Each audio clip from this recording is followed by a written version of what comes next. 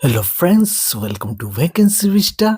ICAR CRRI Cuttack तरफରୁ ଆସିଛି କେତୋଟି vacancy.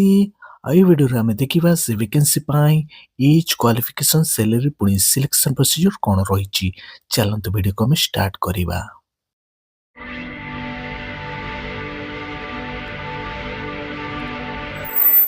Recruitment ଆସିଯାଇଛି ICAR central rice research institute तरफରୁ डायरेक्ट वॉक इन इंटरव्यू अच्छी यही जॉब पाई। एडवर्टाइजमेंट नंबर होची 27/GA 2025-26। प्रोजेक्ट रो नाम होची all India coordinated rice improvement project AICRIP। EAP number होची 371। पोजीशन रो नाम हैला ग्रेजुएट असिस्टेंट और ये पोजीशन पाई गोटे वैकेंसी रही। सैलरी आम देखा सैलरी रही 24,000 टंका पर मंथ। एसेंशियल क्वालिफिकेशन मागिछि ग्रेजुएशन इन एग्रीकल्चर और बोटानी।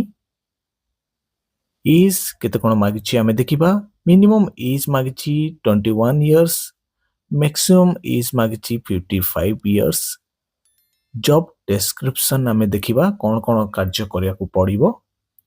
प्रोजेक्ट एक्टिविटीज सबू इम्प्लीमेंट करिया पड़िबो फार्मर्स फील्ड रे बा डाटा कलेक्शन करिया को पड़िबो, डाटा एनालिसिस करिया पड़िबो, प्रेजेंटेशन करिया पड़िबो आउ डॉक्यूमेंटेशन करिया को पड़िबो रिजल्ट रो ता सहित ऑफिशियल वर्क सबू करिवा को पड़िबो। ए प्रोजेक्ट रो ड्यूरेशन रहिछि 31/3/2026 पर्यंत बा प्रोजेक्ट सरिवा पर्यंत। इंटरव्यू हबो 31/12/2025 सकाळ 10:30 AM रे। और इंटरव्यू हेबो ICAR CRRI कटक रे। और पोस्टिंग हेबो प्रोजेक्ट एरिया बा ICAR CRRI कटक रे। टर्म्स एंड कंडीशन आमे देखिबा ए पोजीशन प्योरली टेम्पररी बेसिस रहिबो। जतिक दिन ए प्रोजेक्ट रहिबो सेतिक दिन आपनको सर्विस रहिबो। थरे ए प्रोजेक्ट सरला परे ऑटोमेटिकली आपनकर जॉब सरी जीवो। और SC ST OBC कैंडिडेट पाई मध्य एज रिलैक्सेशन रहिछि गवर्नमेंट ऑफ इंडिया नॉर्म्स अनुसार।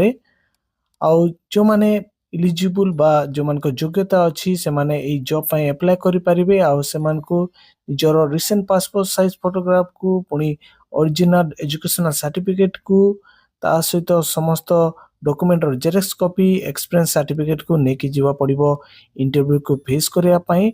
पुणी बायोडाटा फॉर्म को आपण माने वेबसाइट रो डाउनलोड करि परिबे। पुणी मु मध्ये प्रोवाइड कर देबे सेटो मध्ये आपण माने डाउनलोड करि परिबे। आउ ता सहित सब विषय को अटैच करी ताको पठेबे। ICAR CRRI डायरेक्टर पाखरे राइट्स अछि नंबर ऑफ पोजीशन को से बढ़ाई पारिबे बा कमाई पारिबे। जदि अधिक कैंडिडेट अप्लाई करंती ए पोजीशन पाई ताले स्क्रीनिंग टेस्ट ही पारे। आ ए इंस्टीट्यूशन स्किल टेस्ट मध्य करि पारे। एग्रीकल्चर फार्म मशीनरी ऑपरेशन उपरे एही इंटरव्यू को फेस करबा पई कोनोसी TDA प्रोवाइड करा जीवनी।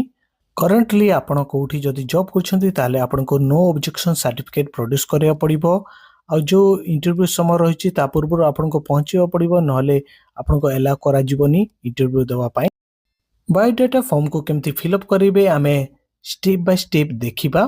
प्रथमे निजर रिसेंट पासपोर्ट साइज फोटोग्राफ को एठी एफिक्स करिवे। जो पोस्ट पाए अप्लाई करछंती पोस्ट रो नाम एठी लिखिबे। EAP नंबर एठी लिखिबे। आपनकर नाम को ब्लॉक लेटर रे लिखिबे। एठी फादर बा हस्बैंड को नाम एठी लिखिबे।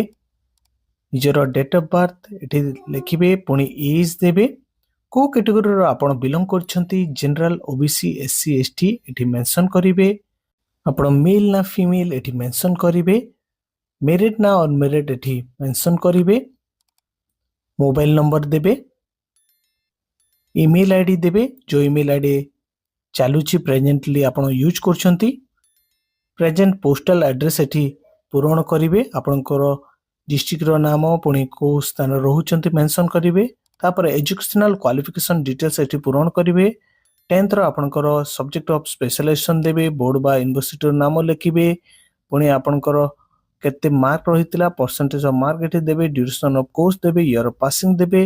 से भलिया 12th और आईटीआई रो मध्य अछि सब्जेक्ट स्पेशलाइजेशन देबे बोर्ड बा यूनिवर्सिटी नाम देबे केते परसेंटेज रखिते केते मार्क रखिते ड्यूरेशन ऑफ कोर्स एठी मेंशन करिवे ईयर ऑफ पासिंग देबे आ ग्रेजुएशन रो मध्य डिटेल्स एठी पूरण करिवे पोस्ट ग्रेजुएशन रो मध्य एठी डिटेल्स पूरण करिवे जदि एनईटी करछंती एनईटी रो मध्य एठी डिटेल्स पूरण करिवे पीएचडी जदि करछंती पीएचडी रो सब्जेक्ट ऑफ स्पेशलाइजेशन एठी देबे बोर्ड बा यूनिवर्सिटी रो नाम देबे aggregate accurate percentage of mark देबे ड्यूरेशन ऑफ कोर्स देबे ईयर ऑफ पासिंग देबे नंबर ऑफ पब्लिकेशन जदि जानिछंती नंबर ऑफ पब्लिकेशन डिटेल्स एठी प्रदान करिवे एक्सपीरियंस जदि अछि एक्सपीरियंस रो डिटेल्स देबे को ऑर्गेनाइजेशन रे करथले को इंस्टीट्यूट रे करथले बा गवर्नमेंट रे करथले तार प्रत्येक डिटेल्स पूर्ण करबे आपनकर डेजिग्नेशन कोन थला कार्य कोन रहितला एठी प्रदान करिवे जदि एनआरआरआई और आईसीआर रो कोनोसी एम्प्लॉय सहित ब्लड रिलेशन अछि ताहले तांकर